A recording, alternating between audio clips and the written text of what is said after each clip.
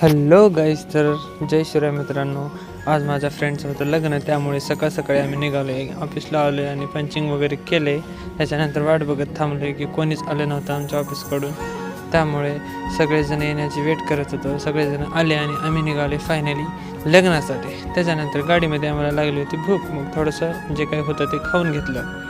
त्याच्यानंतर परत आम्ही ट्रॅव्हलिंग केली आणि पोहोचले दैवत लॉन्सला.